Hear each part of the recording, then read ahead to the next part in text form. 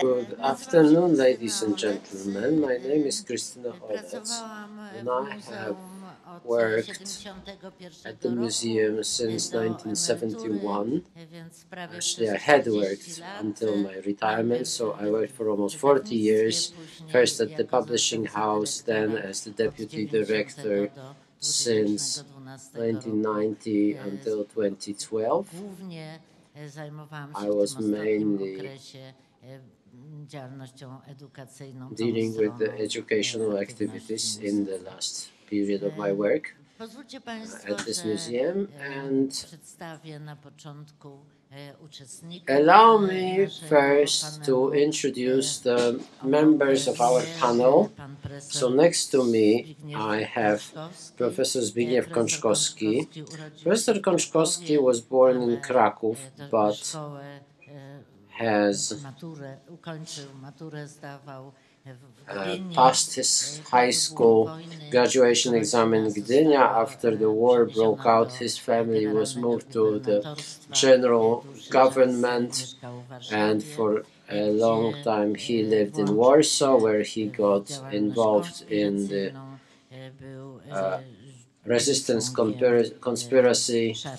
He was a member of the Szare Szeregi, that is the scouting resistance force, and then of the Home Army. In Warsaw, for his resistance activities, he was arrested, and together with his mother, who was a physician, in 1943, he was sent to Auschwitz.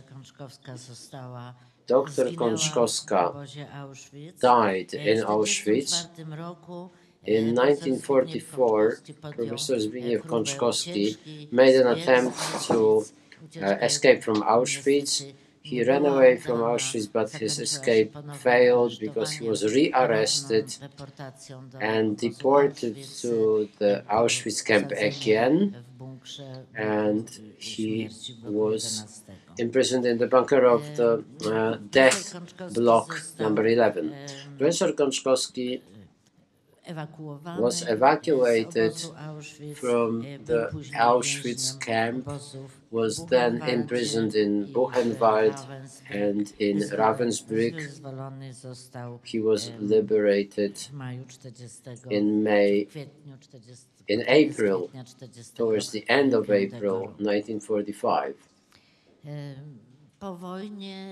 After the war, Professor Kączkowski started his studies at the Gdańsk University of Technology or Polytechnic, where he then did his PhD.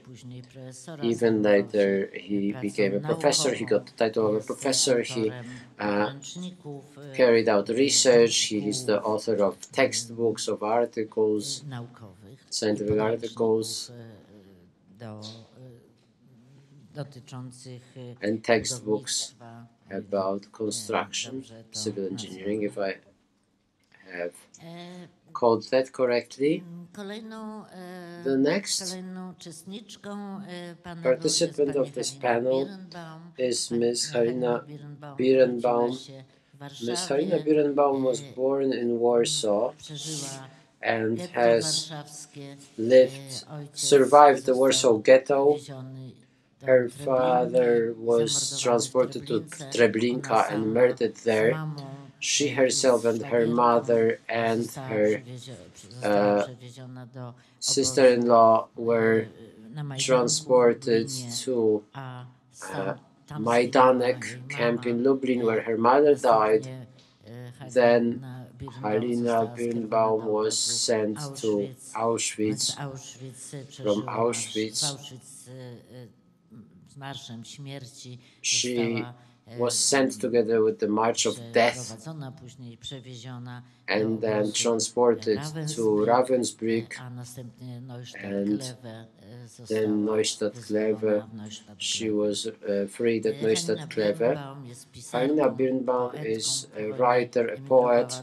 After the war, she emigrated to Israel, and I'll list a few of her books. Her best-known book from 1967, Hope Dies Last,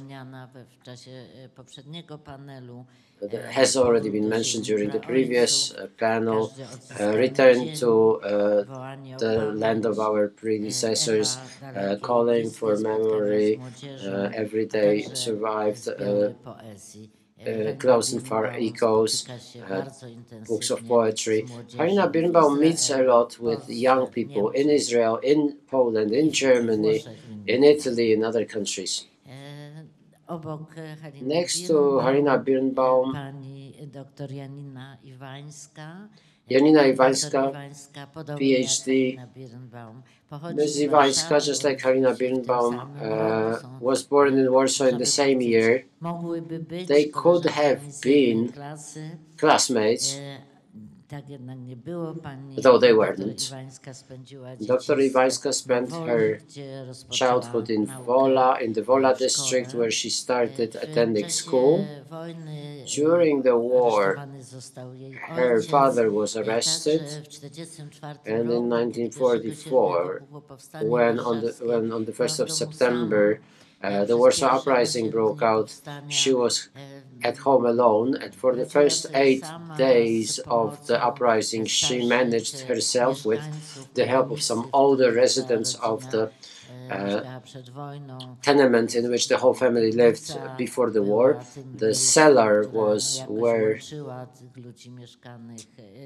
a place of community of the residents of the tenement. The cellar used as a bomb shelter.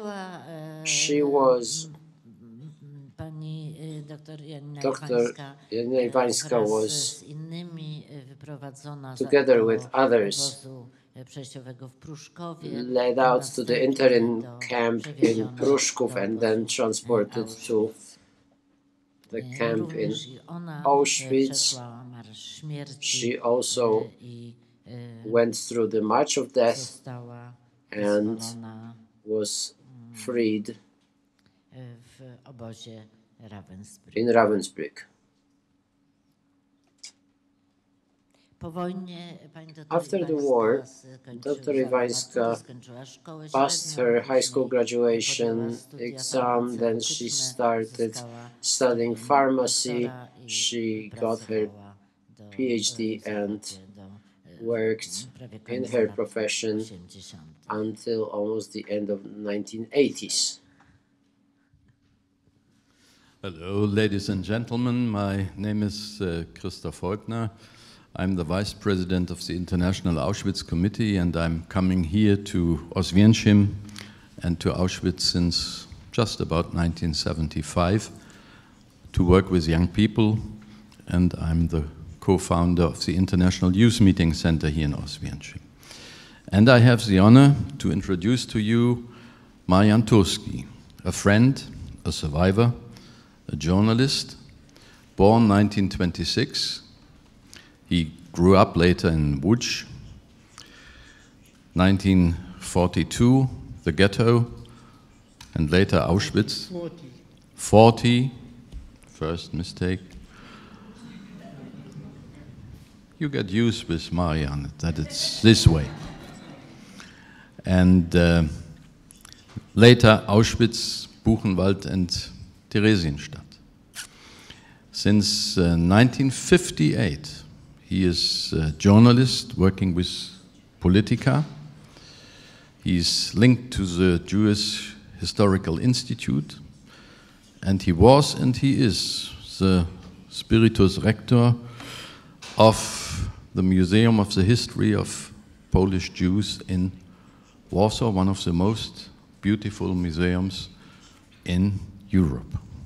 And Marian, we have seen last week in Kassel at the big international art exhibition Documenta, where Marian was giving a public speech by opening a statue linked to Auschwitz, the B from the word Arbeit macht frei. And next to him, sitting Roman Kent, born in Łódź 1925, and the same route, the same way to the darkness, 1939, the ghetto, Auschwitz, Groß-Rosen and Flossenbürg, and 1946, in one of these orphan children's quotas, he was accepted with his brother Leon to the United States, where they both lived in a difficult situation to explain who they were and where they came from. And he describes this in his memoirs. And he has written a second book, which is very moving for children, about his dog, Lala, in the ghetto. And that was one of the most moving moments in the last years, being in the Polin Museum in Warsaw and seeing Marian together with Roman, with Halina, introducing this book to children, and the children sitting and listening and asking questions about the story. And Roman Kent is the one who gave the sentence as message of the survivors to the statue Marian Turski introduced in Kassel to this big art event. As a central message, he wrote down, remember, with this turned up down B in Arbeit macht frei, remember when injustices take place, when people are discriminated against and persecuted, never remain indifferent. Indifference kills. And that's probably what we are talking about today as well. Krystyna, it's up to you. Chciałabym na początku podzielić się, przede wszystkim podziękować, że mogę uczestniczyć. At the beginning, I would like to first of all thank you for giving me the opportunity to participate in this panel, and I want to tell you, especially my panelists, that I am very honored, because meeting former inmates has always been and still is one of the most important experiences. At the beginning of my work, I was accepted here at the museum by former inmates, and I really tried to have those contacts with them, because this is really important. When I was coming here, I just remembered a conference from 10 years back, organized on the 60th anniversary of the creation of the museum. And what stuck in my mind the most was meetings with former inmates of the camp who then participated in that meeting. I remember that at the beginning of my work, some of the former prisoners told me that still in the camp, they were forming plans of what should be here after the war. They actually called it a museum. And there were even plans or designs, artistic projects. Jerzy Adam Brandhuber frequently talked about this. Mention was already made here that former inmates were those who established this museum. So I would like to ask you this question. Would you be so kind as to share with us your reflection about your first visit to the established museum or the museum being established, but I mean on the grounds of the camp after its liberation, after the war has ended. Maybe I'll start with Dr. Iwańska. I first came to Oświęcim. We were still calling it Oświęcim then, in 1965. That was a very long time after the war. Before that, I never was here.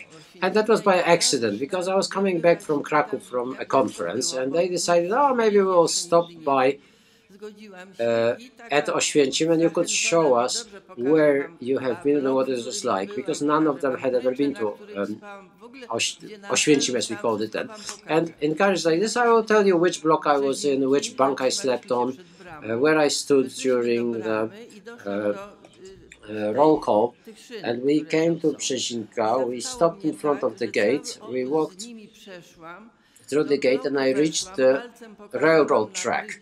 And I got I was so dumbfounded that I walked across the whole camp with them. I went with them to the block. I pointed my finger at the bunk. She asked me, is this where you slept? And I nodded.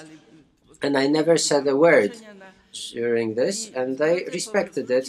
So they walked around, they read various announcements that were there, and we didn't go to the museum on our way back because they thought that it was not good for me. We got into the car, and from Oświęcim to Warsaw, nobody said a word to me, and neither was I able to say a word to anybody. I was only crying all the time. We got back to Warsaw, and for the next 2 or 3 days, touching upon those emotions that were mentioned here, what emotions different people go through in remembrance. And we worked at the same institution, and for 2 or 3 days they would come to me, but they never mentioned it. And only several days later we started talking. And I then remembered how my parents 10 years earlier were in Oświęcim. Actually, they were in Kraków on a trip, and their group of employees from their employer, they stopped by at Oświęcim, and they came back from Oświęcim. And for a long time I knew that they had been to Oświęcim, but they never said anything to me about it. Only when they walked past, mother and father, they would pat my head. But I was an adult, and I felt strange that they would smooth my hair. But I never asked them because I saw that they were living through this somehow, and they were. And after several days, they told me, you know what? We have seen your braids in Oświęcim, and there was a question of what relics are left and what the greatest impression, what makes the greatest impression. And my parents were the most impressed by braids. They were certainly not my braids, because there was a whole mountain of braids there, but this was the greatest experience for them, because they, not that I was there, that I had survived, but that my braids were left there, and that was their association. So after my visit, after many years, I never went to Oświęcim again, and I never tried to convince anybody from my family to go to Oświęcim, because for them that was a huge experience, and I thought that I could guide people around the camp, but it turned out I was mute. I couldn't say anything.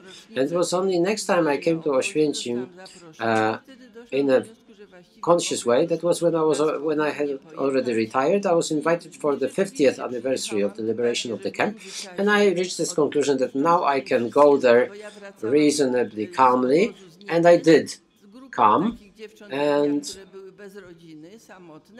I was coming back from a camp in Germany with a group of girls like me who were without family, who were alone, under the guardianship of a teacher who had this vocation to take care of us. She brought us back from Germany, and then we lost touch with one another. And when we retired, and Irena retired, through the Association of Former Oświęcim Inmates, she found us.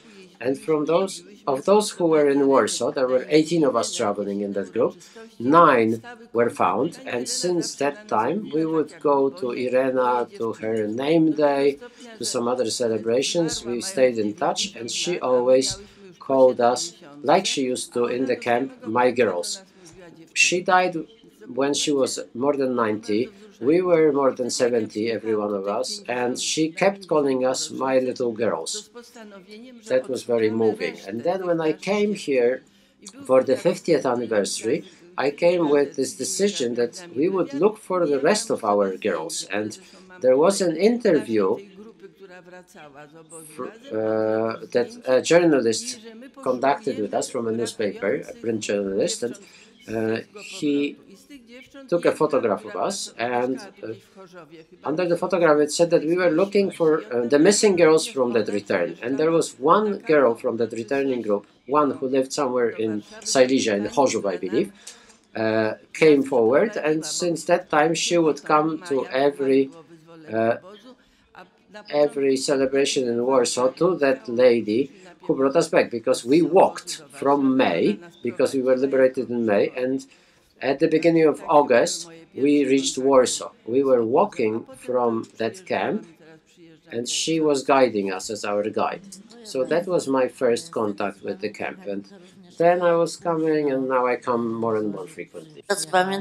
Thank you very much, Halinka. If I remember well, you also visited Auschwitz quite late when you visited it for the second time.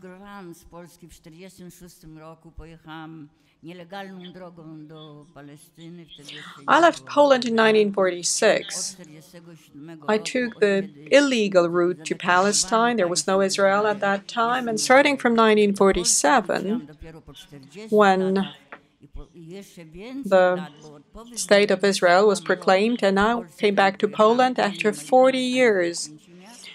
And after liberation, I spent 1 year in Poland before I left, and I did not go to Majdanek or Auschwitz anymore. I thought I was liberated. I didn't need to visit these places. I knew everything, and I wanted to feel free. And then 40 years later, I went back here, and this is what I wrote. And before I start, let me tell you one thing. I've always been telling this story everywhere. People did not want to hear this story. And some people thought I was obsessed, but starting from 1964, I visited schools. I was visiting schools in Israel. I talked to children, to students. I talked to students from grade 3 to 6. This is where I learned how to tell my story to these children. They would be sitting there for 2 hours. No one would want to leave. And then after many years, I met someone at the airport in New York, and they told me, listen, you came with a story to my school, and I remember every single detail. And now when I come to Poland, I'm a member of the International Auschwitz Council, and I visit twice a year. And last year I was invited by one young person. She contacted me through Facebook. She wanted me to come to Krakow. I was a bit tired, but let me just tell you, telling stories is not in vain. People remember these stories. And let me read you a poem that was written by this young lady from the University of Krakow, from the University of Education, who invited me to Krakow. Katarzyna Lisowska to Halina Birenbaum. I remember the door opened before us. I remember when, after the meeting at the university, you were holding my hand, and there was a number tattooed on this hand. I felt as if I was in the world from which you evacuated me into the green meadows, to run to Auschwitz, to see that again, once again, to understand it, to remember it forever. I'm 27 years old, and memory has been saved in me. So this is the result of my work of many years. I have many letters, and I've been living in Israel for such a long time, and I received letters from Poland. Well, that was 1986, 40 years later, after I left Poland to start my new life in Israel. And the communist Poland, at some point in time, started to issue group visas to visit the country. And I decided to join a group of several people who survived the Shoah. My family were afraid. They were afraid that I would suffer a heart attack if I went to Auschwitz or Treblinka. But these places were the main destination of my trip. I wanted to go there. I wanted to visit them on my own free will. I wanted to touch them without fear, and I wanted to be able to leave them whenever I wanted. And when after a while I received the first letter from the museum of Auschwitz-Birkenau, from my new friends, my sons were shocked by the address. Oświęcim was there. They did not know Poland from the post-war period. They knew just my story. And this is when I remembered all the pictures and from my childhood, and I wanted to convey what I experienced to someone who was close to me, but I knew no one and no one knew me, and I doubted whether they wanted to know me. And I knew I wouldn't be able to cope alone with my memory, with all these feelings, that I could be alien to the people, new people at this place. And on my way to Oświęcim, I was unable to utter a word. I was unable to cope with any conversation. Only the view of cemeteries by the roadside would calm me down. When I could see them, I felt at home. And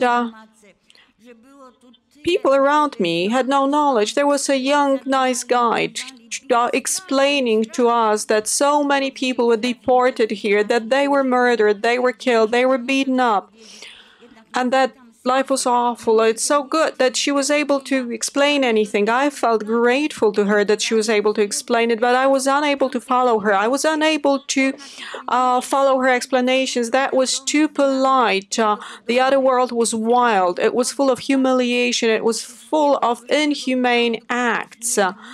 And I can see these crowds of people deprived of anything. They didn't look like human beings. I still can hear death, the roar of death here on the ground and in heaven, and everything was awful. It was so awful that nothing was awful, really. The worst, the most impossible was reality. And a human being was not a human being anymore, and human speech did not express anything. That was the bottom of hell. Beautiful words would die together with people. People were needless, and everything was burning down in this fire of the crematoria. And in my heart and in my lungs, I can feel the smoke, and now there is clean air, and there is wire around, and I can still smell it. No one can understand how much, and I cannot stand this lady now and the group and myself standing here and listening to the explanation, and this woman who was there walking through the mud. And it's so difficult to encompass the past and the present, and both at the same time in myself. I was the small little woman back then and now. I entered the barrack. It was dark. And I held the frame of the bed with my bare hands, and then suddenly I touched the power of evil and the power of the victory over evil. And I asked our Israeli guide to take me to someone from the secretariat, because from the very start I started telling them who I was, who I am. I took out my notes concerning Auschwitz that I wrote in Israel. And I was full of tension. I was in so much hurry, I didn't allow them to invite me to sit down to the table with me. And then they asked me, okay, please sit down. And they brought the tape recorder, and I was afraid that the group that came with me would leave and I wouldn't have enough time to tell them everything. But what I didn't expect was crying. I started crying when telling my own story. And this situation was different because I was here, I was seated here. Never before had I cried, and back then I felt weak, and I thought I would never come to visit Auschwitz again. And I was hoping to survive. I promised myself never to go back to this subject.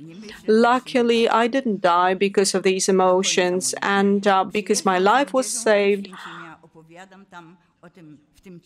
I come here to Auschwitz, I come with young people, I tell them what it was like, I tell them in this barrack next to my bunk bed, and those who are listening to me are listening to my words attentively, and they read my face and they can read my eyes. Jakie znaczenie miała wizyta moja, też mogę powiedzieć, czy później? Może później, dobrze. How important was this visit for me? Can I tell it now or later? Maybe later. But let me just finish. Until now, oh, sorry. This is where I was. I will continue.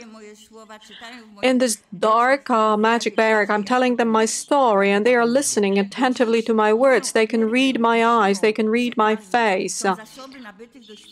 As they told me later, until today, my energy, my strength lies in my experiences and what I have gained starting from September 1939 until I turned 10.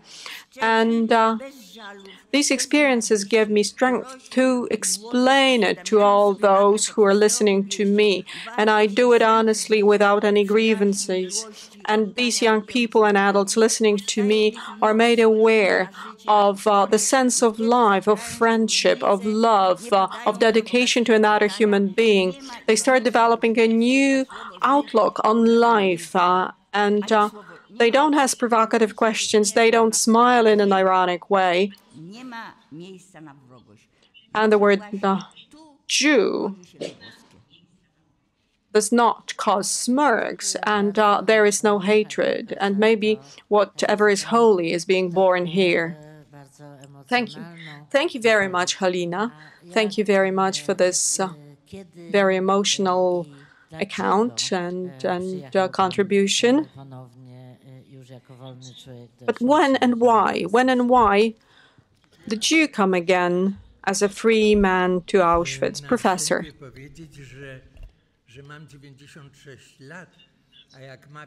At the very start, I have to say I'm 96 years old.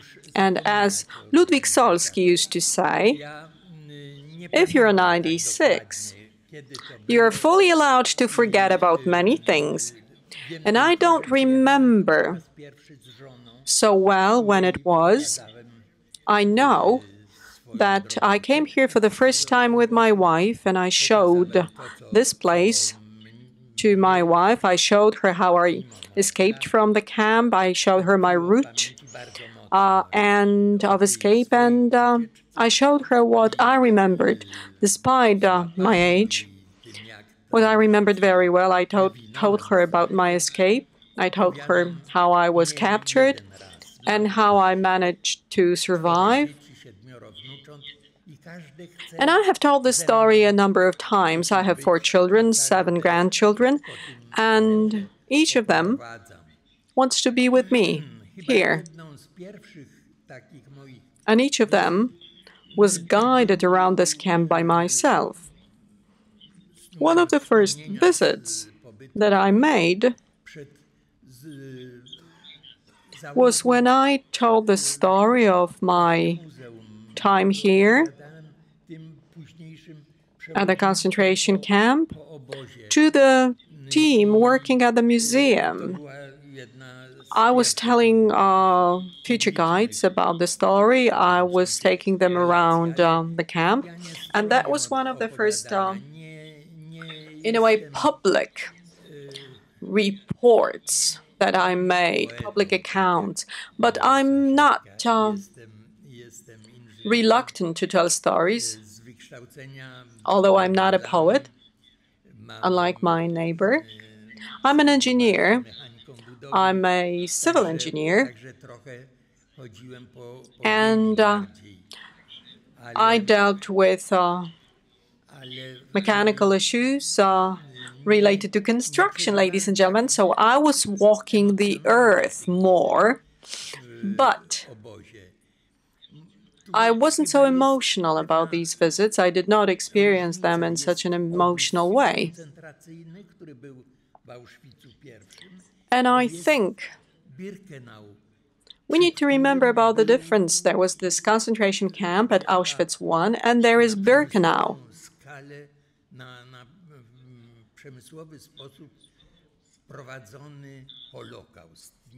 And Birkenau was the place where the Holocaust was effected. This is where the entire nation was being annihilated in gas chambers.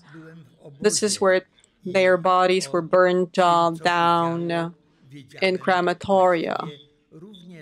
I was in the camp, and I knew about what happened there on the basis of the reports of other people, not on the basis of my own observations.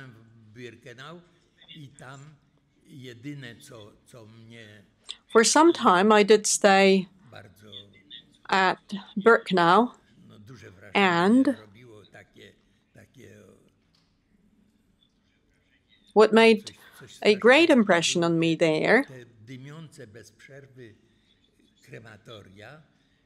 the shocking impression was the smoke from the crematoria. You could hear sparks flying out of the chimneys at night. And the smell of burning bodies was something terrible, something awful. I knew what was going on there. I knew that from the reports of other people, from the people who knew more about what was happening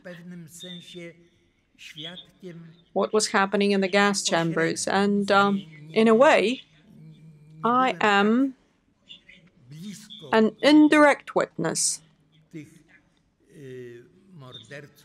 I was not as close to those who murdered people there, who carried out this mass murder of people there, as others. And we were fully aware of the fact that when we start telling our stories, people would never believe us.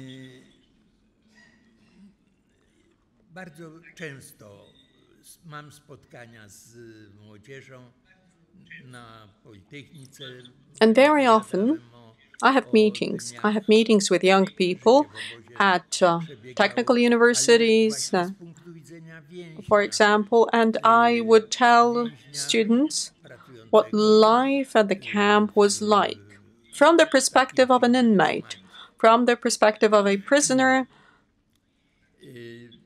who was working under this or that commando in this or that unit. I remember the escape the best because they captured me. And every escape was supposed to end with death. This is how it was punished, especially failed escape. So I was put into a cell in Block 11. There were 2 more people there sentenced for death because of their attempts to escape. One of them was Edek Galiński. His escape was famous.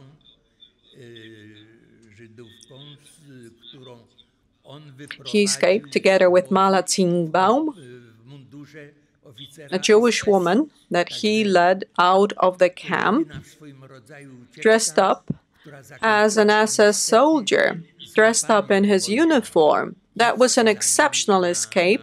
Unfortunately, they were both caught and sentenced to death. They were hanged. So there were 3 people there, and one of them was Edek, one of them was me, and Edek was there with me for 10 days in the same cell. And when I get to this bit of my biography in my accounts, in my stories, then sometimes my voice breaks down. Because Edek Galiński every evening would stand in the door, and there was this little crack in between the door frame, and he would whistle, beautiful memory. I'm not musical, I'm not able to repeat this memory, although I wanted to remember it. It was a beautiful memory, one of these poignant memories, and after he finished whistling it, after a while,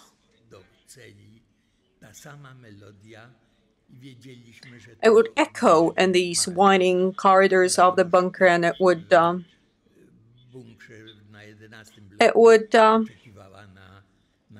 return to us.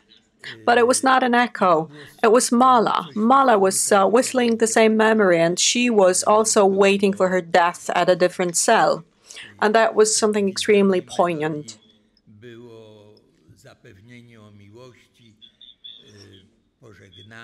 This melody that they whistled was a memory was a melody of love and a way of saying goodbye to each other. And sometimes when in my stories I get to this point, my voice breaks down.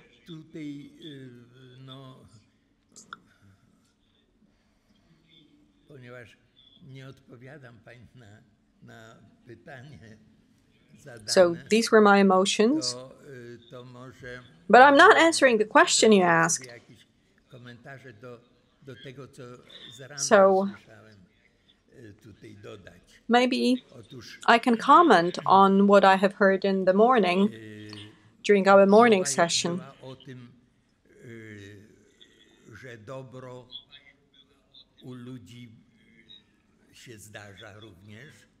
We have talked about good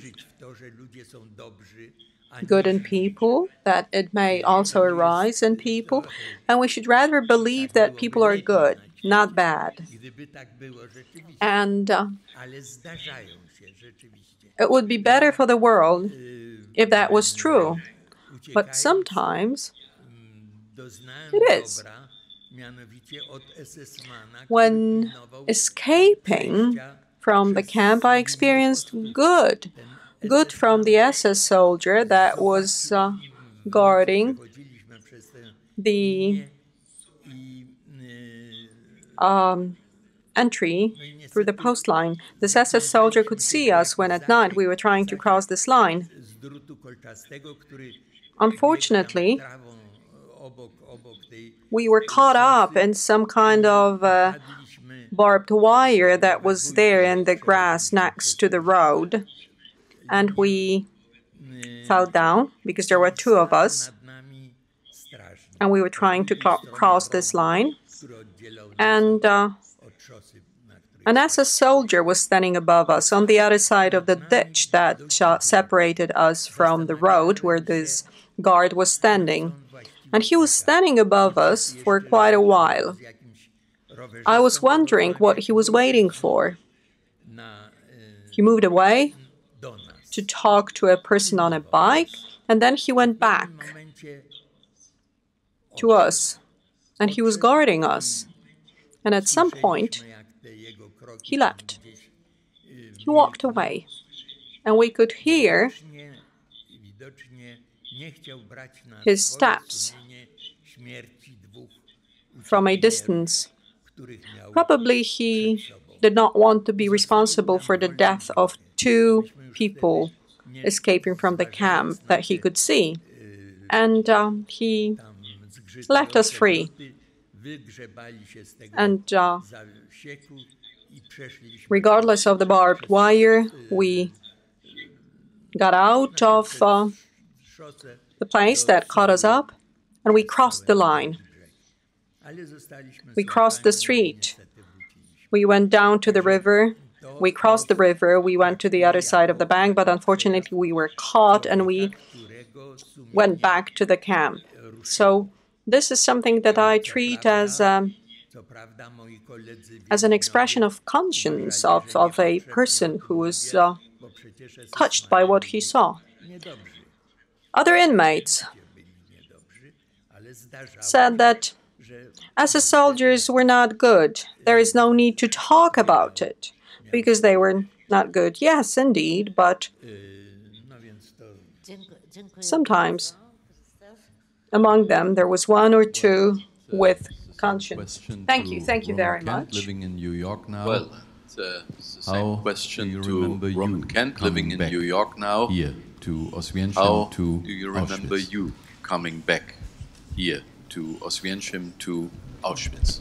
First, I would like to say that I heard here during the first panel giving us specific honors.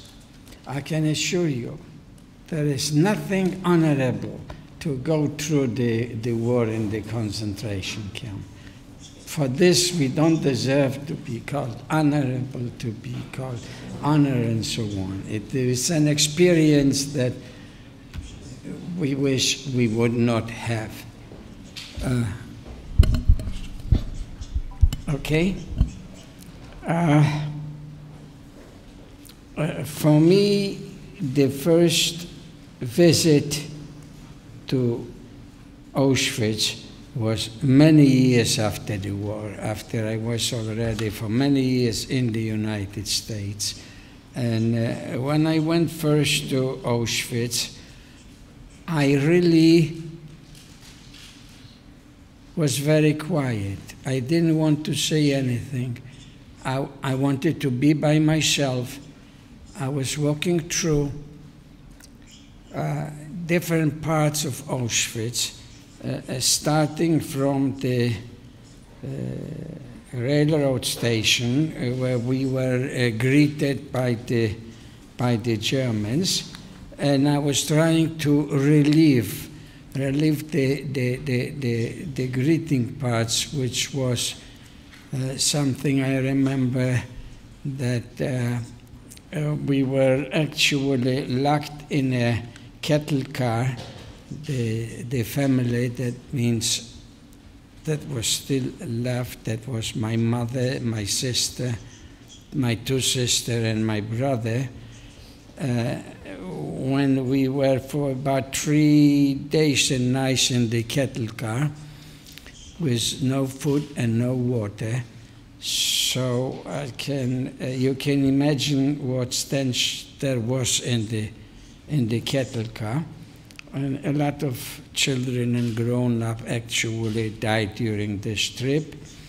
When the door suddenly opened, I remember, and I was relieving it when I was there in the railroad station, how the sun blinded us, because to be for 3 days locked in a cattle car, you can hardly see in a bright sunshine. And then we heard the command, alle raus, mach es schnell. This actually was a very welcome order, because to get out from the stench of the car and be able to straighten out your legs was a welcome command. But little did we know that the command was leading us to something that we did not experience in ghetto. And I want you to know that the difference which happened to us at the railroad station, which I'll tell you in a second, and the one in the ghetto was a tremendous difference. Ghetto was, at least we were the whole family together. In a way, it was peaceful, because the Kripo, that is the Kriminalpolizei and the Sonderkommando, were seldom walking in the ghetto and beating us, killing us, and so on. So what we have seen there in the railroad station was a tremendous shock. And this shock, it is not that I relived it when I first came to Auschwitz, but I have just to close my eyes for a second, and I can see the scene at the railroad station. The comment alle raus was, of course,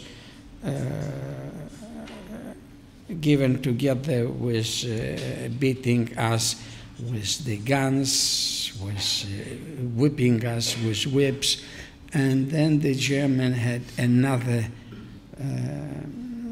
pleasant surprise. They were riding the people coming out from the car. They were riding with their horses and dividing our families. So this was what I can say my first remembrance of Auschwitz. And this is what I remember when I first came in. In a way, I can say as a reflection that Auschwitz, today, what is it? It's not a word anymore. Auschwitz is today an expression of evil, the worst evil that could happen to the mankind at that time, and I hope it will never happen again.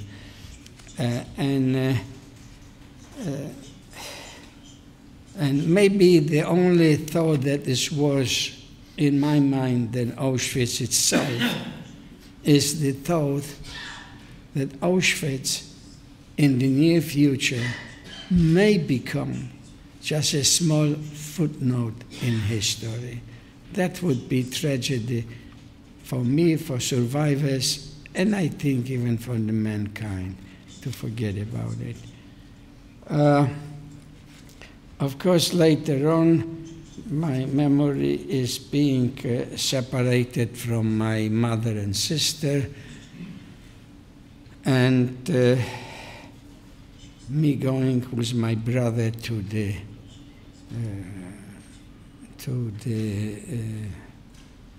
shower place, and from there being given some kind of old clothes which didn't fit us and so on. But little did we know that it was irrelevant.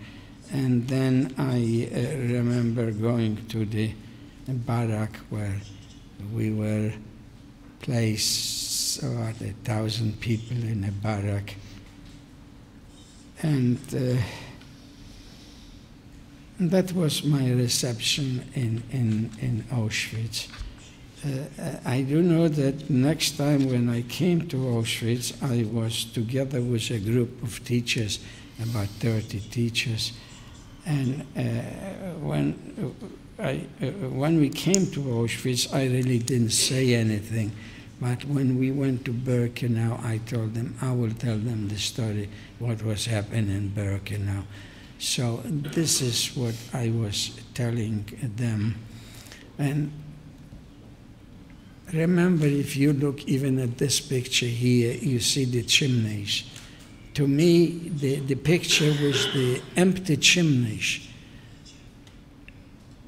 reminds me of the thousands of barracks which were there. And in each barracks, there was about 1,000 of us suffering, living or dying at the whim of the capo or the Blockadtester. This we of course didn't know, but we learned very fast what it means. So this more or less was my first day or night in Auschwitz. Thank you, Roman, and the same question, Marian, to you.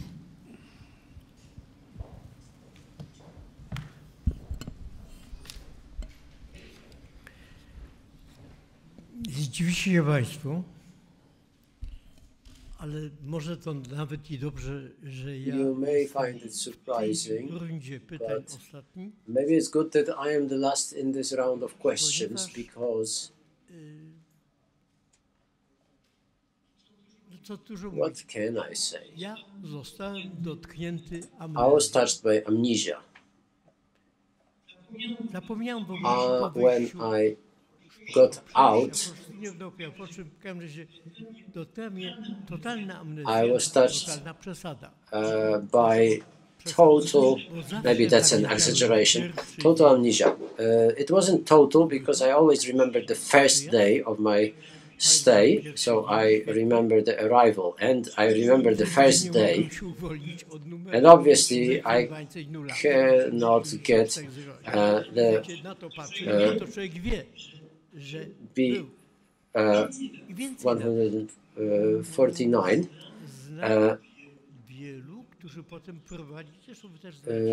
And what is more, I know many who then wanted to get rid of this, tattoo, so that they would not see it, and I didn't find it painful. On the other hand, quite on the contrary, I always, in a sense, well, I have received all kinds of awards, orders, and crosses, but this was the greatest distinction for me. So in a sense, I couldn't forget. But apart from some episodes, I have a void in my mind. It may be interesting for you as researchers how this happens, but maybe you will find it interesting how I reconquested, how I recovered this memory. That was an unusual story. We always remembered I was with a group of acquaintances, comrades. I went through multiple camps, and some died, but out of the 10, there were 6 of us left after the Second World War, and we always met on the liberation anniversary. That was the 9th of May, because after the March of Death from Auschwitz to Buchenwald, and after the second March of Death from Buchenwald to Theresienstadt, on the 9th of May, that was one day after the war was over, we were liberated. And we always met on the anniversary of this liberation. And Yehuda Bauer will know who I will be talking about, because one of those from this 10 was Szmul Stefan Krakowski. He is the director of the Yad Vashem archive. His number was right next to mine. And I remember we were sitting in Warsaw, Zawiska 33, in his apartment. Those of us who survived, we met together with our wives. And at one point, he raised a glass and said a toast to me. And I asked, why to me? And he said, because you saved my life. And I asked, I saved yours? And he said, on the second part of our March of Death, after those many kilometers through Pszczyna, Żory to Wrocław, Breslau, we were loaded, 120 of us, into carts, and we spent 3.5 days between Loslau, that was Wodzisław, and Weimar, that is Buchenwald. We were in those railroad cars. And he said, in that railroad car, when we reached Buchenwald, there were 36 dead bodies. And he said, do you remember we were in that cattle cart? Do you remember that people were dying? Do you remember that all the dead bodies were dumped in one corner? And you started shouting, this is my brother, this is my brother, you're going to suffocate him with those dead bodies. And that was him, Szmul Krakowski. And they started moving those dead bodies, and you thus saved my life. And I didn't remember anything of this. And I came to him next day and I said, Stefan, start telling me about it. And this was stimulating my memory. It was whipping up my interest. And only half a year later did I decide to, as Krystyna calls it, the museum. I would call it our memorial site. At that time I went on my own. Then I wanted to walk the route that this has been described, from the offloading ramp through that section towards Canada. As it then turned out, the sauna, which at the last moment I was convinced that it would be a gas chamber, and I also dirtied my pants out of fear, and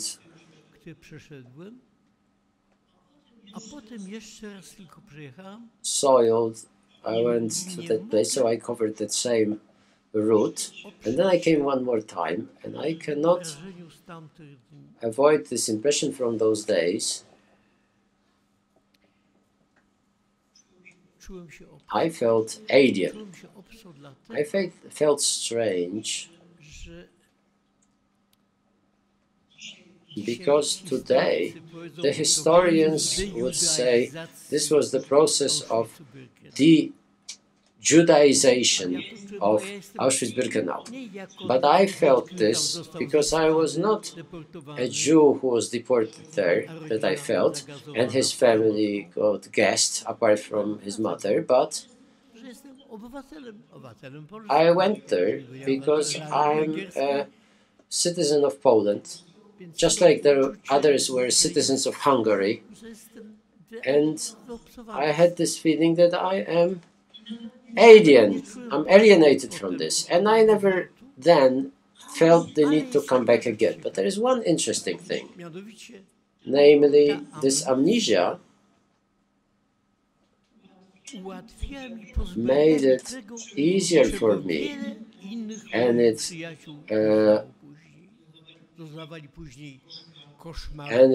kept me from what many of other acquaintances got later, because others had nightmares, they couldn't sleep at night and so on, and there must have been some kind of self-defense mechanism of the body, as it did not allow this. So I avoided this. This was my lucky escape. But as a historian, previously I wrote dissertations about other topics, and I never dealt with Shoah. I dealt with the Potsdam Conference, I dealt with colonialism, with the Congo, other things. This shifted me to a different train of research, and I can say that it seems to me, although you can never be certain, that it actually gave me a chance to distance myself as a historian from the topic of the camp, so that I don't react only emotionally. I can look at this like a historian as a research topic. So I could go through. I started reading various dissertations, various publications, various memoirs. I would read everything I could.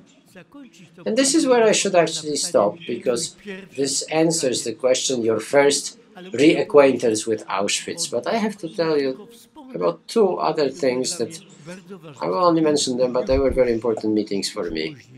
Later, when I became a member of the International Council, almost from the beginning, one day I was called by a well-known BBC producer, and he said, I know you were at the camp, I know you're working on this.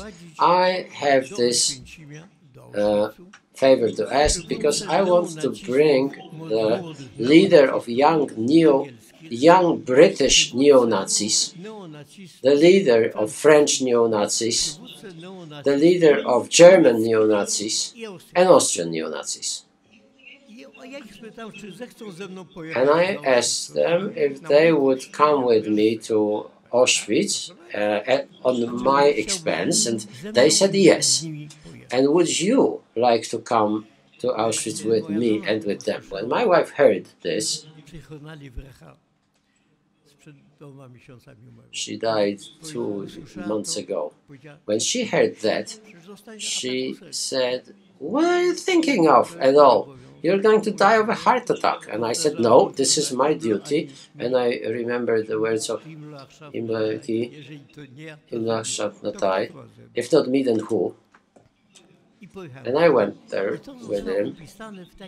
And this was portrayed in a movie. You can find it on YouTube. It's called Another Journey.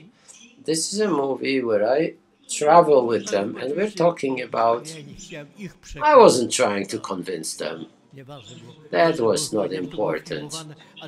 But because it was being filmed, and you may remember, that was this was the peak time of Holocaust denial. I thought that this was my second duty. So that was the more important coming. And then the opening of the sauna, where I talked about my experience. And I think that's enough. Well, thank you, Marian. I would like to go on at this point of the discussion. Most of you all were talking about contacts you have to students, to young people. You are telling about what happened. You take the place with you to other occasions to talk about your memories. It was Simon Weil, who was mentioned here before today, who told me that in the first period, nobody wanted to listen. Nobody wanted to hear anything about Auschwitz, and they weren't really able to talk about. When was this point that you had the feeling people want to know and they ask, and you have to tell now? What is inside you has to come out through words you find for that what is hardly to describe. Who would like to start? I can tell you that when you say most of the people, and you refer to the people here, did not want to discuss or know about it, let me tell you that coming to America, the American people did not want to know what was happening here during the war. They were complaining to me and my brother how difficult it was for them during the war in the United States. They had to have a ration for gas. They had sometimes limited supply for gas or for tires or for some other things. So they were more interested what happened to them during the war than to hear what happened to us during the war. And at the same time, in a way, they were, particularly the elderly who came to the United States way before the war, they came from small cities in Poland where they didn't have running water and they didn't have electricity. And they thought that we lived in Łódź or in Warsaw in the same way. They didn't realize that we had a more advanced intellectual life than they had here in the United States. Don't forget, in Łódź we had few theaters, Jewish theaters. They didn't realize this. So it was a very difficult, if not impossible, to talk to the American people by and large. Of course, there were exceptions, how bad it really was during the war. And I want to mention one more thing, which Marian said about amnesia. I didn't say it because it happened when I shouldn't say left, because I had a complete amnesia how we got from our apartment where we lived in ghetto to the railroad station. I had nothing, I knew nothing, I had a complete amnesia. When years ago, My sister, when I've seen her, told me that we were hiding in our apartment and the German caught us and they put us on a truck and brought us to the railroad station. I still didn't believe it. I still couldn't understand it. And to today, I still have an amnesia. How we ended up at the cattle car on the railroad station. And finally, I like to mention that my awareness of how to do something for the future, I made in 1980, where nobody did anything. I came to Poland to make a film, Children of the Holocaust, which was devoted to the 1.5 million children that were murdered during the war, Jewish children. And Marian's wife was working with me on the film. She was the voice engineer, sound engineer.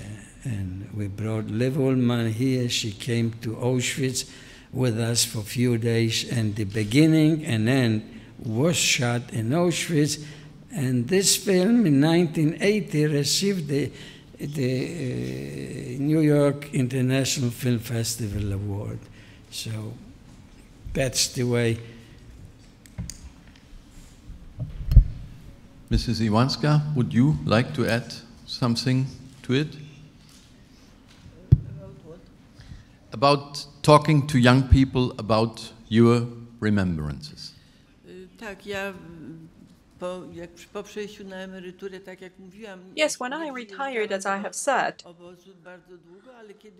I wouldn't come to the camp for a long time, but when I started coming to the camp, I decided I had to start talking about it, because until then I had not talked about it. And ladies from Auschwitz came to me to carry out an interview with me, and also I went to the interview at the Museum of the Warsaw Uprising, and in 2002, the person who had an agricultural plant next to me was in a concentration camp as well. It turned out he was in Terezin, and I found out about his life and the fact that he was there. And in Neustadt Glebe, a museum was opened in 2002. I was invited to that ceremony. I was very reluctant to go because until 2002 I would never go to Germany. I would not want to talk to Germans, just to hear the German language. It was so strong that when I went to Switzerland to my friends, I didn't want to go out with them because I hated these Swiss people. I mean, these are decent people. I hated them because they spoke German. I was appalled by the language they spoke. And in 2002, when I went to the museum opening ceremony, I was very well received. And the entire meeting would be around one subject, whether I forgave them, and they gave me all kinds of items. And after I went back home, I received a number of letters from the parents of children who were my age, and their mothers were writing to me. It's unimaginable that my child, who was 13 or 14, had to go through what I went through. And that applies to young people as well. They wrote to me as well. And they would write me letters thanking me for coming and the opportunity to talk to them. And from then on, I would go there and I would tell them about the camp. A few years later, well, I've been traveling there since 2002, and I go there every year, except for 1 year, in May, once a year. And each year there is a meeting with young people at schools. Then, a few years later, I gave an interview to the Museum of the Warsaw Uprising, and in that interview I said just what I have just said, namely, I hate the German language, I hated Germans, and now I go there and I forgave them. And one day I opened up a website, and it was the website of the Warsaw Uprising Museum, and I found my account there. And someone wrote the following comment there: if she forgave Germans, she is a Nazi just like them. Well, it touched me. Well, maybe not touched me, but I decided to meet Polish young people as well and to tell them about it too, because this is when I realized that young people had no idea what fascism was, what it means to forgive, and what the situation was under the German occupation in Poland.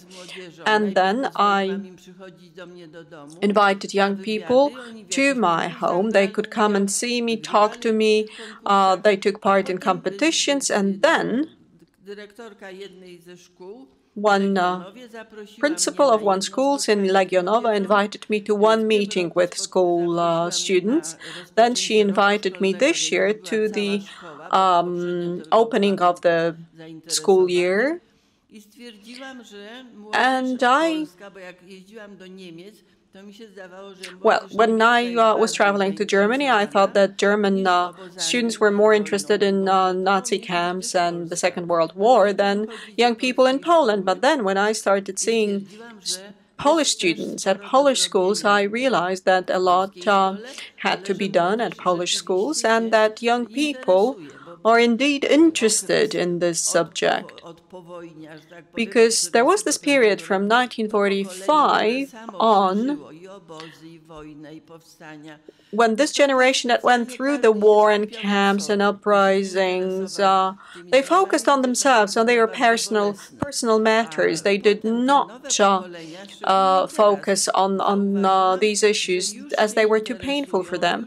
And the new generations, I noticed, are interested in these issues. There are special interest clubs at schools. Some teachers are interested in these issues. And this is why I decided to come and visit them, to talk to them. And when I go to Germany, well, the first meeting was when German students asked questions, and this is the questions they had. What kind of toys the children have, and what would you get for dessert? And so what was the situation like? There was no mummy with you? Your mummy could not come and see you in the camp? These were young people who were 12, 13. These were teenagers, but the questions they asked were very childish. Then I would come next year. These people were prepared by teachers, and because I was visiting the same school, and these people were becoming wiser and wiser, and these people started asking more and more relevant questions. And this year, I was asked by one person whether I believed in God, and I said yes. So the next question was, so how do you cope with the fact that God allowed concentration camps to be established by Hitler? And then my answer was, Hitler never asked God whether he could establish concentration camps. Well, he supposedly followed the slogan, Gott mit uns, God with us, but that was just his idea. He had nothing to do with God, and he established camps on his own. And as for God, God allowed me to survive. God helped me live as long as until now, so that I could come here and give you a testimony of what happened. And then the room was quiet, and then a moment later he raised his hand and said, you know, I would have never thought that, but you are probably right. So I think that this is also important. I'm not interested in politics or any political activity, but giving my testimony to young people, to adults, is extremely important. I was here at this building once, and I was invited to meditate with Buddhists. Buddhists come here and they pay tribute to those who died here, sitting on the ramp and praying. And once I was asked to take part in the ceremony, and I came here and I was sitting with them on the ramp. We prayed together. They had lists with names. They read them out. These were the names of people who died here, and in the afternoon, in the evening, we would discuss various matters here. We talked about what people went through, and everyone would express their emotions. They would tell us what they went through, and they told me that the fact that I was there with them was something new. It was something better. It was a better experience for them because I was there. And it was much better than just visiting the camp and being guided by a guide. And the fact that I was with them, that I went with them to the block for children, and I showed them my bunk bed, and I showed them toilets. I showed them where little children were. And this is when they felt they experienced something bigger. And I think as long as we are alive, we should talk to, above all, young people, but also adults. We should contact them personally, because their reception is completely different. The man who wrote to me that I was a Nazi, if he had talked to me, he would have changed his mind. Just a second, Krystyna. Thanks a lot. As a German, thanks for coming and going to Germany. Very important for us. It was very interesting for me, just to make a short remark. A Hungarian Jewish survivor, Eva Fahidi, some people know her probably, she just made the same experience you did. She got very rude remarks about going to Germany, and then she decided to go to Hungarian school classes, and that's what she does until today. From Debrecen to Budapest, she's talking to youngsters in Hungarian schools and in German schools. Halinko, ja wiem, że bardzo intensywnie prowadzisz tę działalność. You have been very much involved in your educational activity and in this collaboration with young people, but I'd like to learn a bit more about the difference in between meetings at schools in Warsaw, in Tel Aviv, or Berlin, or here. What I mean is how you see the importance of the place itself, the place where it all happened, when you come here and talk about it. So, is it relevant that the meeting with you is at a school or at the camp itself? Well, I've never thought that my visit to Auschwitz would be an emotional experience. I mean, I spent 2 years in Auschwitz. I saw everything. I was illegal. I was Jewish. I was only 13. And in Auschwitz, you had to be 18 to stay. And a German soldier asked me at the selection how old I was, and I would say I was 17. This is what my mom told me to say, and I said 17, which means 17. And then he said, "Oh, your mouth is as if you were 40." And then he left me there, and he didn't send me to the crematorium. And I spent 2 years in Auschwitz. I saw everything. This is my education.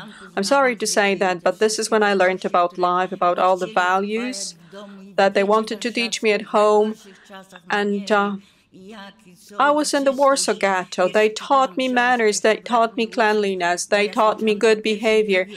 I went just to the first and the second grade at school, and my brother was teaching me. My brother was a bit older than me, so he managed to teach me what they taught him at school. He managed to teach me whatever we were supposed to know in elementary school, how to write in Polish, how to spell, how to write sentences. And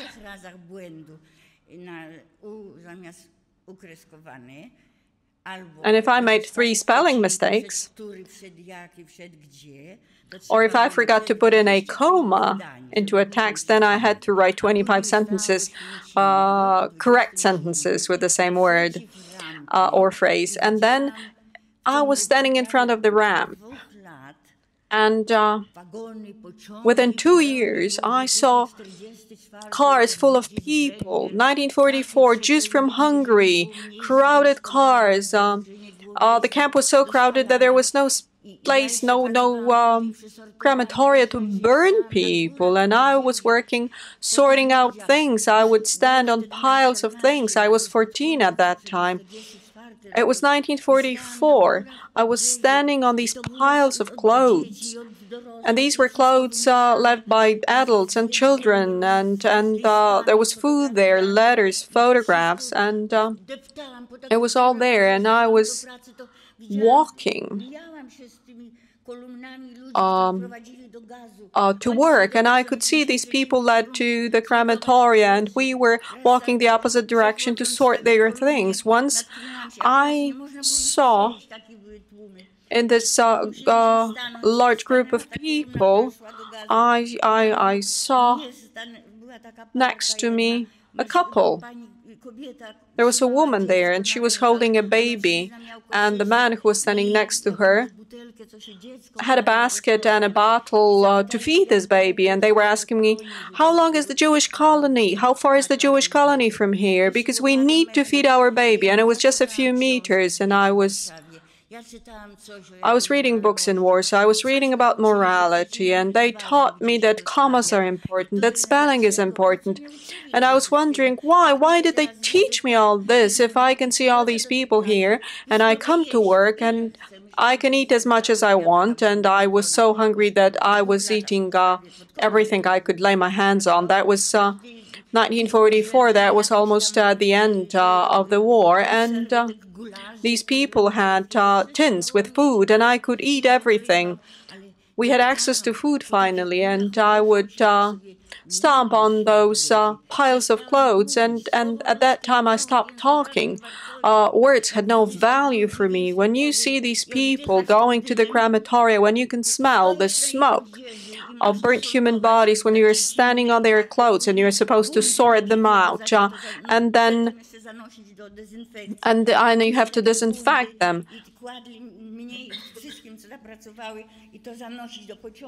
And then you have to carry these clothes to railway cars. That was too much. I didn't want to speak. I decided that was the end of the world. They stripped them of their clothes, of everything they had. They killed them, and then they burnt them down. And nothing was really important. Kosher, no kosher. Education, nothing was important. This is the way I thought. This is what I thought. I thought that was the end of the world. They will burn us all, and then they will throw us into this fire. I would participate in roll calls a number of times. I started writing when I was 11 at the Warsaw Ghetto. I learned how to write when I was practicing spelling, and these roll calls were at 4 a.m. and from our block you could see ramps, you could see trains, railway cars full of people, full of luggage. You could see these people and the crematorium, and you could see the smoke, and at night could see as well as during the day, because the crematorium was working non-stop.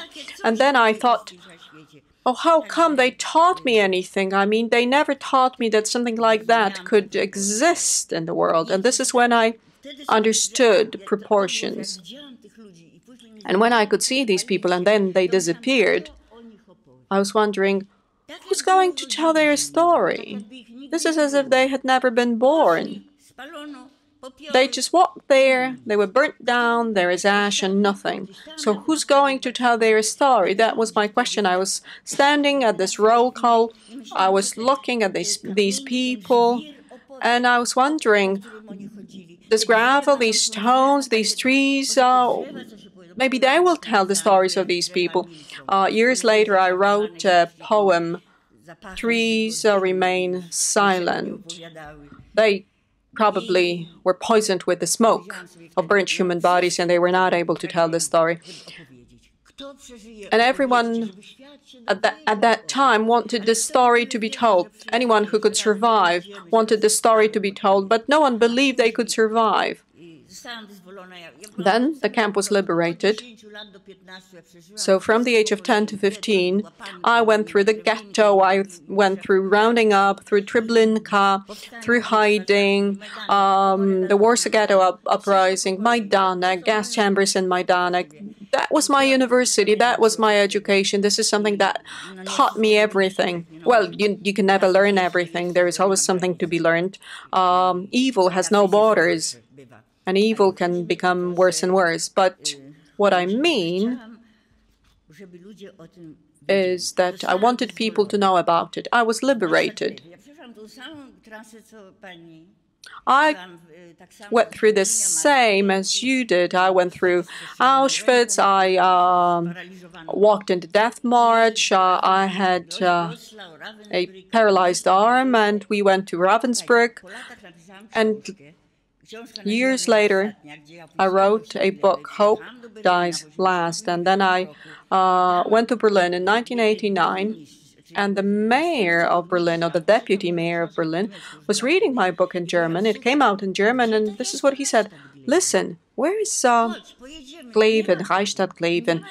It doesn't exist. This camp does not exist. Come with me. We need to find it. And I went with him, and I discovered this camp for him. Now, you go there, you meet people there, but no one remembered about this camp, and I would go with him and I would show him, listen, that was the airport, that was the factory, this is where I worked, this is where we found a boy who was 15 at that time, and he would bring food to SS soldiers, and this is where the camp was, and then they turned it into a museum. So I'm one of those homey women who sit at home and bake cakes. But somehow I have managed to link different people and discover different people, and I started telling stories about it. And when they took us to Germany on this train, and this last train, train number 4, was a real train. The first one was cattle cars. The last train was a passenger train. I was sitting by the window, and then I realized that Germany is a country. But Germany was a country with beautiful landscapes, with nice houses, and people lived in these houses. The train was heated, but we all had lice, and when it was hot, it was an awful feeling. But then I realized it was a country, it was a separate country. When I was 10, they bombed Warsaw, and they wanted to burn down everything and everyone that was dear to me. And then I realized, oh, they had families, they had houses, and I thought, if I survived, and that was the last camp, the last stage. That was the end of January 1945. So I wanted to survive, and I said it to myself, if I survived, I would come here and tell them my story. My parents spoke Yiddish at home, and Yiddish is very similar to German in terms of vocabulary. So after many, many years, I went to Germany and I started telling them stories. And I always told my stories to my children. They had to know I had a mother and a father, and my mother liked certain things and hated certain things, and I had to tell my children about my family. And then I started telling my stories in Israel. I went to schools and told my stories. During the Eichmann trial, in 1954, I was the first one who started telling stories. People would be telling me, oh no, people will have inferiority complexes. They will not be able to sleep at night. But I started telling my stories, and this is when others repeated my stories. And this is what I do. I go from school to school, from city to city, from town to town, and tell my stories. I once even told my stories to children in kindergarten, when mothers were holding their children. As you can see, we could continue our conversation for a long time, but we need to stick to our agenda. And I think we will conclude this panel discussion now. And Professor, I have a question to you, and ladies and gentlemen, also to you. And the question is as follows. What do you expect? What do you wish for yourselves and for the future of this place? What do you wish? What do you expect for this place, this memorial site, the future of this museum? How would you like to see it? In the 1950s in Poland, there was this heated debate concerning the future of this site. Some people were saying it was supposed to be destroyed, that just a monument was supposed to be left. And others were saying that the entire camp should be preserved and there should be a school here for war orphans. And then the decision was made on establishing a museum. We have this museum today. And what are your expectations? What is your message concerning the future of this museum? It's been said here that we have museum employees here. We have a large group of museum employees here. So these people represent the third generation after the war. Those from the first generation after the war do not work here. What is your message to them concerning the future of this site? Panie profesorze. Oczywiście jestem za tym, żeby ona nadal trwało, że jest bardzo pożyteczne jako miejsce, w którym zachowuje się pamięć o strasznych czasach, strasznych rzeczach, które się tutaj działy, ale no nie można dopuścić do tego, żeby te straszne rzeczy zniknęły z pamięci w ogóle. Także wprawdzie ja tych strasznych rzeczy nie przeżywałem, bo przyjechałem do obozu wtedy, kiedy starsi więźniowie mówili, że przyjechałem do sanatorium. Tak to się... Sorry, there's no translation at the moment. I came to the sanatorium. That's what the older prisoners were saying. So I haven't lived through those terrible times that were mentioned. But I know that every camp in Statu Nascendi was a terrible camp. But once the criminals that were governing the camp went away, died, or were killed, other ones would come to power, let's say political prisoners, and everything would improve. A question was asked here, why those people led to the gas chambers never protested. To jest rzeczywiście pytanie, które też mnie Well, this is a question that I sometimes, well, it nagged me as well. There was this period of time when people, they didn't know one another. They were not a compact group. They were people who weren't expecting what was in store for them, because that's how it was organized, so that until the very end they would be hoping that they are going somewhere else to work somewhere in Germany. So for them, that was completely unexpected. But towards the end, the couples who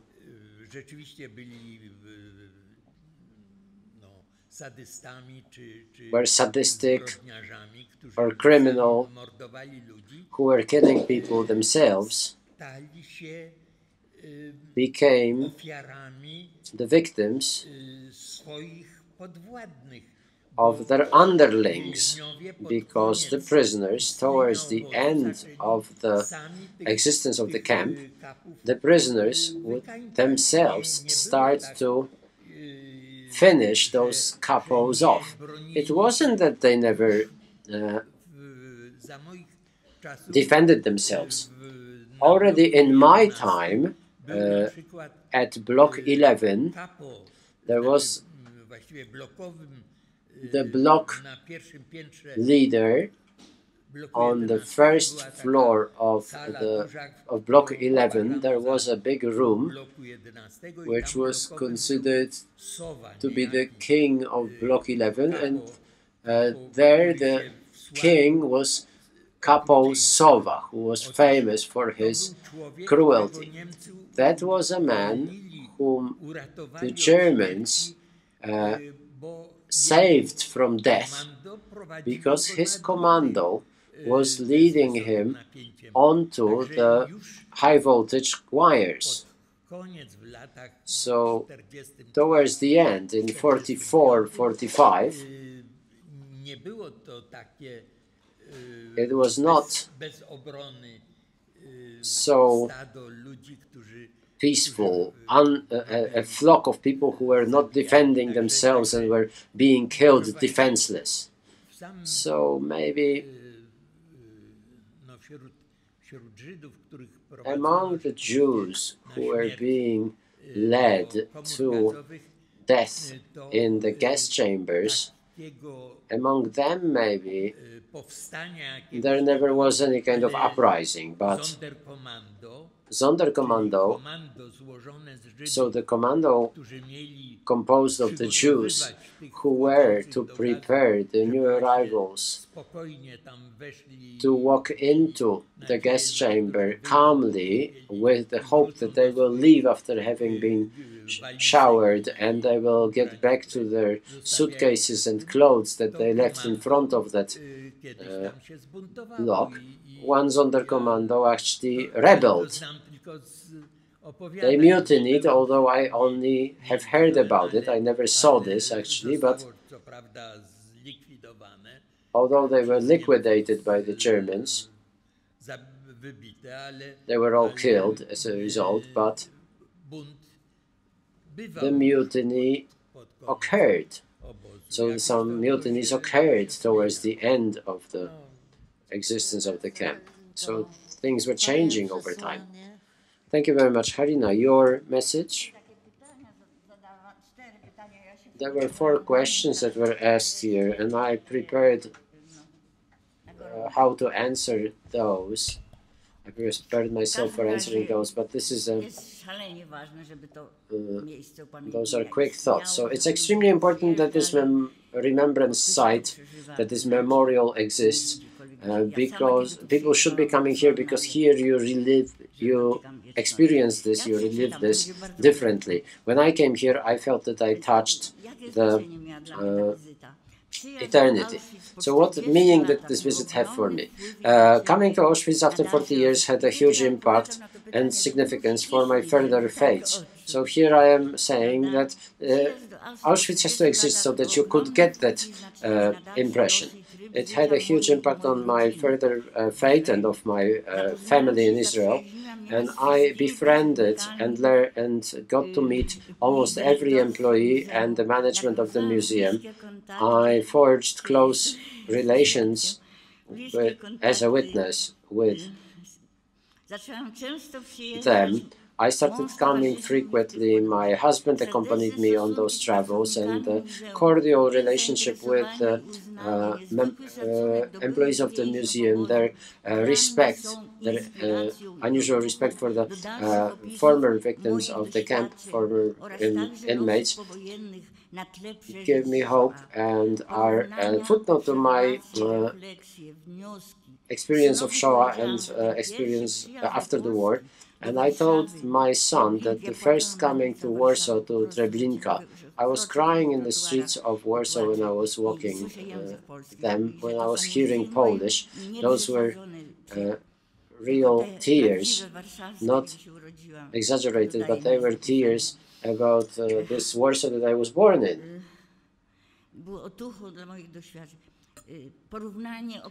This would strengthen me, make me stronger. And I told my son that coming to Auschwitz, coming to Warsaw, to Majdanek, for me was the actual touching of eternity, which he could never understand. But if he were to understand it completely, if he had been there with me, if he had written in his album of songs, he wrote that eternity is dust and ash. And this is the title of his album, Dust and Ash, which is considered to be the best since the foundation of the State of Israel, because it forms a kind of identifying proof of Israel. This album has changed the atmosphere and the attitude to the survival of Shoah and the subject of Shoah in Israel. So that's what I mentioned, the touching of eternity. And coming back to Auschwitz also showed me all of myself, the strongest part of me, of the years of my prohibited childhood by the a priori given death sentence. And after 40 years, here I felt the most the power and the sense of my survival. And I realized that the power of evil, which seemed to be invincible, everlasting and all-powerful, it failed completely, whereas hope is the one to die last. And what was the most important in your activities to commemorate?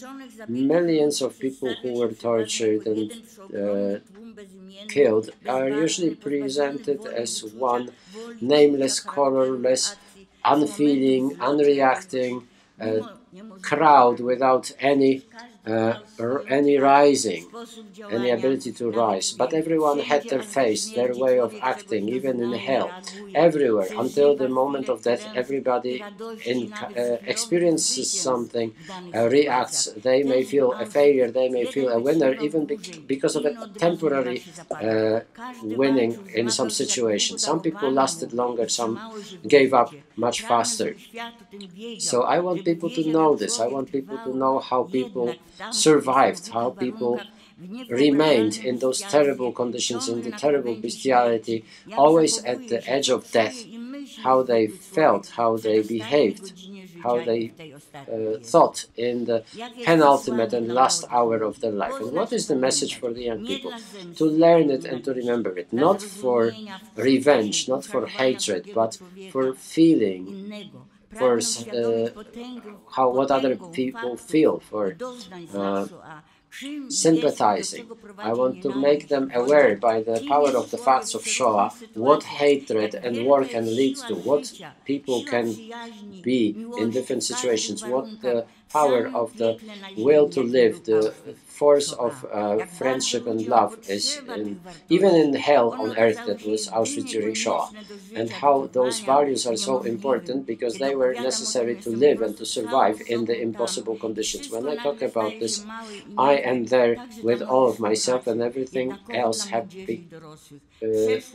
is small and insignificant, because my future is so strongly connected to our common presence, creates the closeness, the close feeling, the close sympathy of common values in life, a step away from death.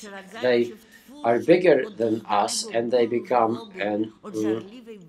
a muse. They drive us in our fight for the eternal life and in our hope. And through the experience of surviving Auschwitz, I want to give back the human face to the victims of the Shoah.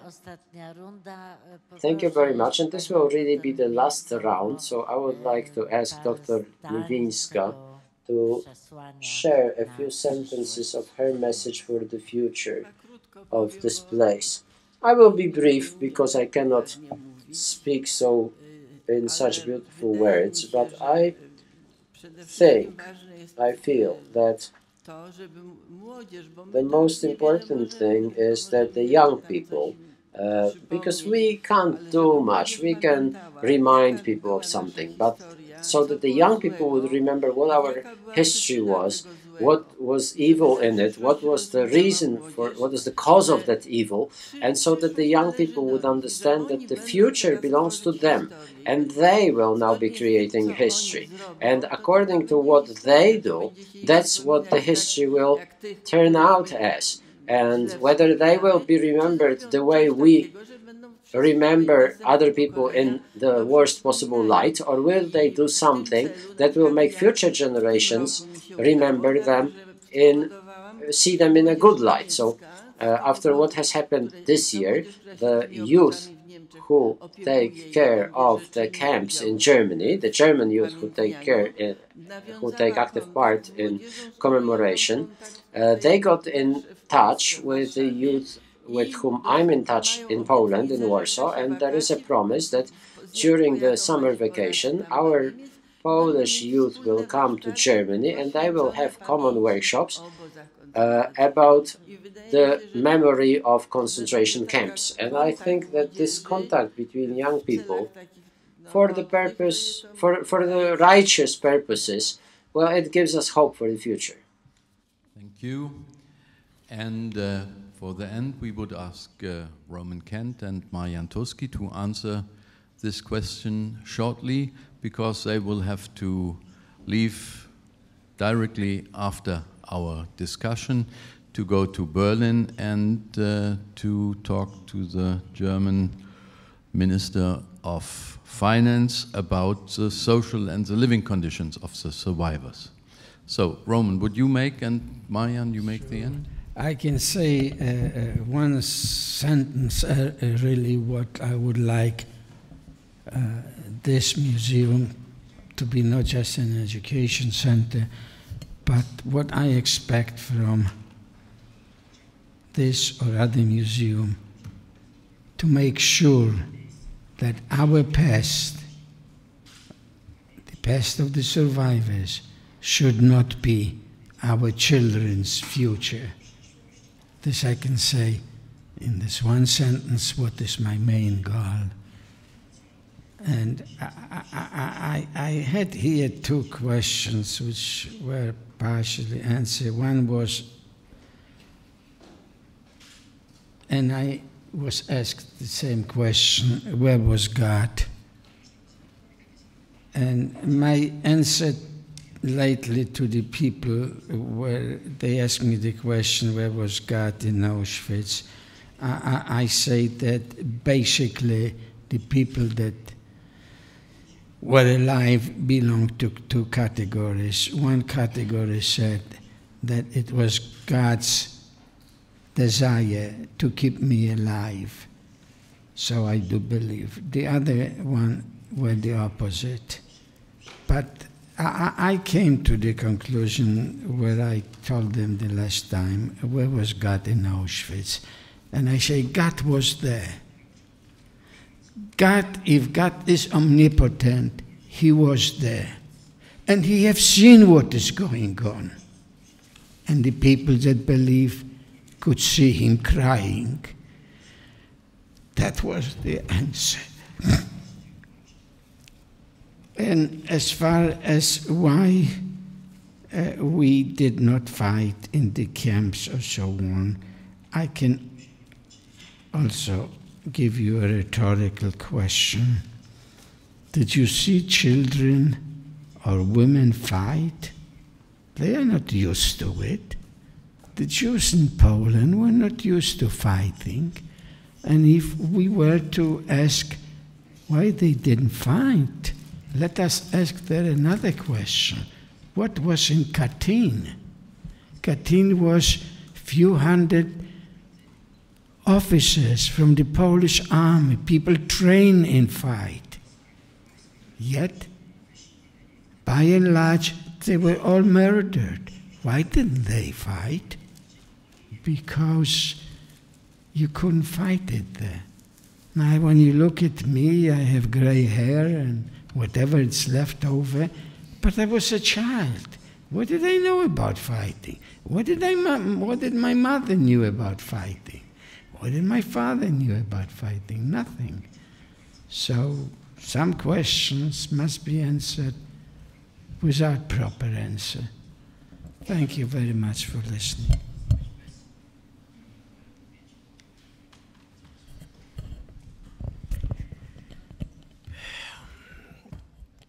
Wszyscy chcą już iść na obiad. Everybody would like to go to lunch, and you're asking a question which would require Co najmniej kilku minut.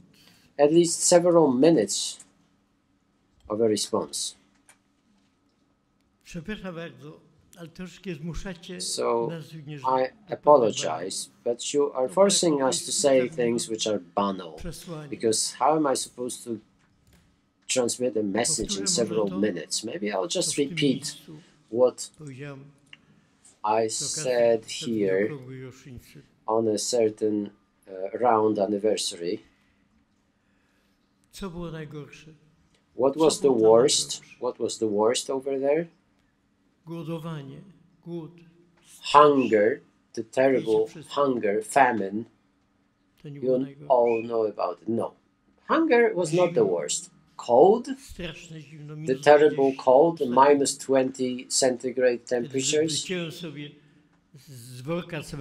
When I cut a cement bag to make myself a kind of undervest, and an SS man saw it and said, "You've stolen German assets." Or was the worst thing that you were 5-6 osób w tym 1000-osobowym baraku? The 5 or 6 of you in a 1,000-person barrack. Think about it. When you walk into the barrack and you don't know whether you will be up or down, whether you will be at the top bunk or the lowest bunk, it's best to be at the top, because people's bladders give way, and if you're below, then you suffer. But if a couple comes and organizes a roll call, then before you climb down from the top bunk, you're going to be beaten to death. Was that the worst? No, that was not the worst. Was the lice the worst? Well, I have to say that in our camp there was no lice. There were lice in the sub-camps. During the death march, I had lice everywhere. I got infected with typhoid fever. That was not the worst either. So what was the worst, if you ask me? The worst, and this is what I would like to say to people today, the worst was the humiliation,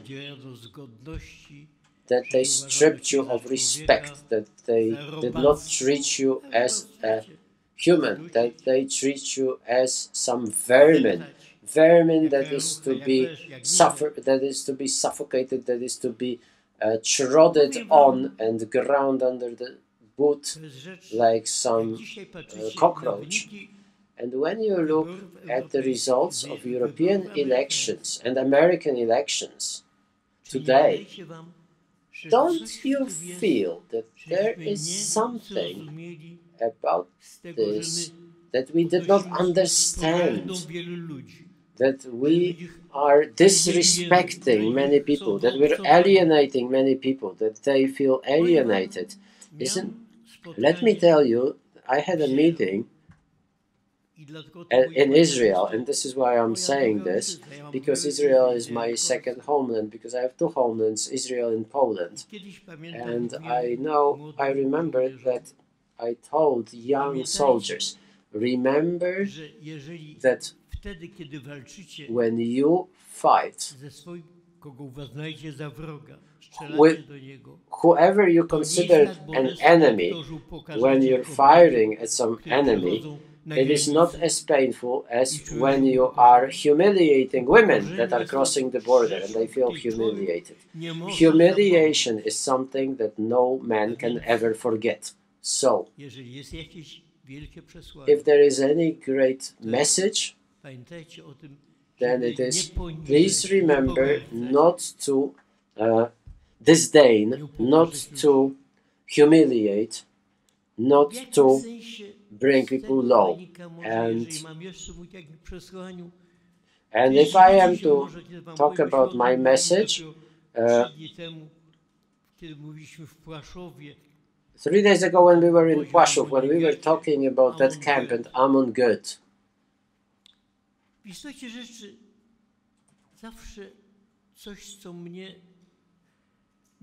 in fact, what has always been a problem for me, why is he treating me as a bug, as some cockroach, as some lice that has to be destroyed? Why is there a mechanism which allows people who were listening to Schubert, well, Mendelssohn, no, they actually didn't listen to Mendelssohn, they listened to Beethoven, people who had their own children, who would pet those children, and they did love those children. They were normal people, they were ordinary men. How could they slowly become criminals? How could they slowly transform? How did that transformation mechanism work?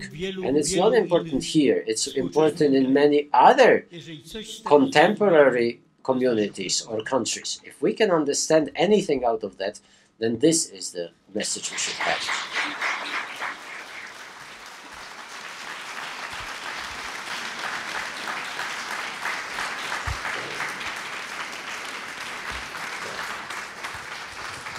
Well, as you stand up, it was an honor for us.